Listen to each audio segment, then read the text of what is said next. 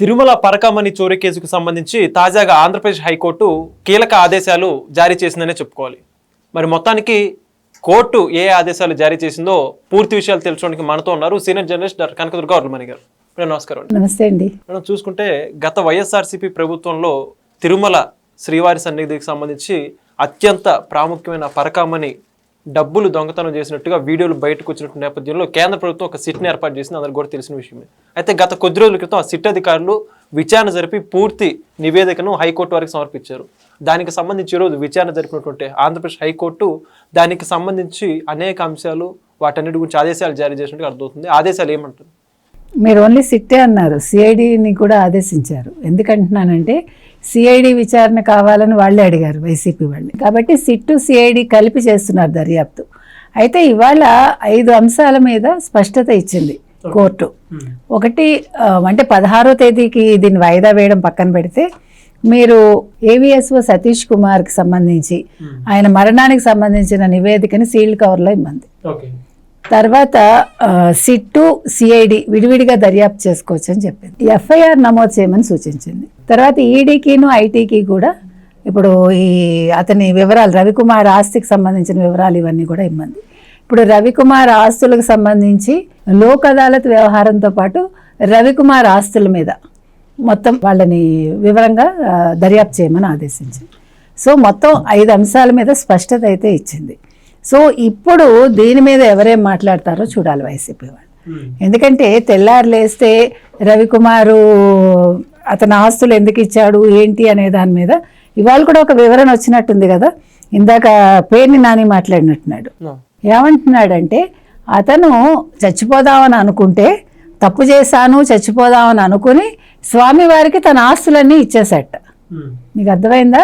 కుటుంబ సభ్యులు వాళ్ళు చెప్పటం వల్ల ఎందుకో మనకు తెలియదు, అతను ఆ బాధతోటి ఆస్తి మొత్తం ఇచ్చేసాట.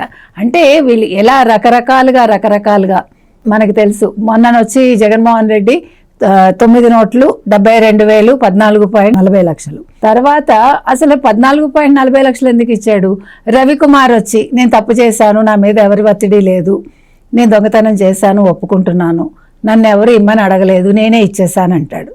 అసలు కరుణాకర్ రెడ్డి ఎందుకు లోక్ అదాలత్లో చేశాడు? కాంప్రమైజ్ ఎందుకు చేశాడు?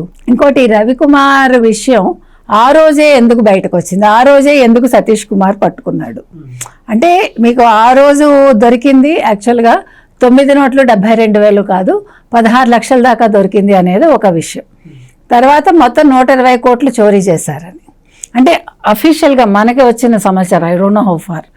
అయితే ఇక్కడ నా సందేహం ఏంటంటే, ఈ సతీష్ కుమార్ చాలా కాలంగా గమనిస్తూ ఆ రోజు అవకాశం వచ్చింది కాబట్టి పట్టుకోగలిగాడు. అప్పుడు సుబ్బారెడ్డి అప్పుడు ఉన్నాడా లేదా ఆయన చైర్మన్గా, అదొక సందేహం మనకి.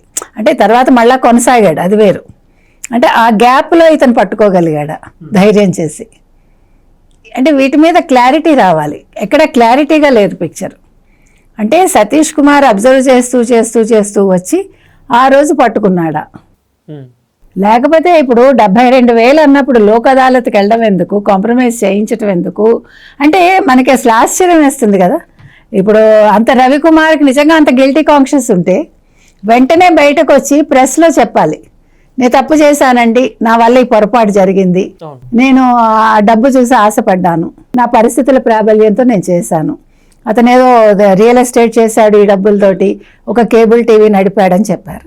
అంటే నేను అనేది ఏంటంటే, మరి మీరు ఇంతకాలం నోరు మూసుకుని ఎప్పుడో 23లో జరిగితే ఇటీవల కాలంలో మీరు ఒక వారం రోజుల క్రితం 4 రోజుల క్రితం వచ్చి ప్రెస్ మీట్ పెట్టాడు.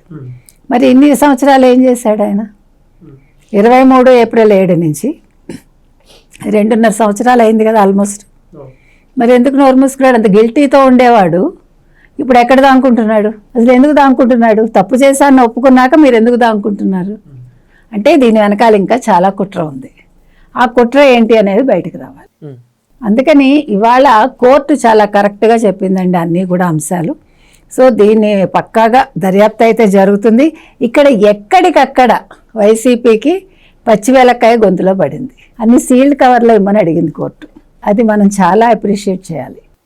మనం ఫస్ట్ నుంచి చెప్పుకుంటున్నట్టుగా సిట్ కావచ్చు, సిఐడి కావచ్చు, ఈడీ కావచ్చు, సిబిఐ కావచ్చు, ప్రతి వాళ్ళు చాలా చక్కగా పనిచేస్తున్నారు. అంటే ఎలాంటి ప్రలోభాలకి లొంగకుండా, ఎటువంటి ఒత్తిళ్ళకి లోను కాకుండా వాళ్ళ పని వాళ్ళు చాలా సక్రమంగా చేస్తున్నారండి. ఇది త్వరితగతిని ఈ కేసు ఒక కొలిక్కొచ్చి అసలు దొంగలు అరెస్ట్ అవ్వాలని కోరుకుందాం. Thank you. Thank you. Please subscribe to Leo News for more videos.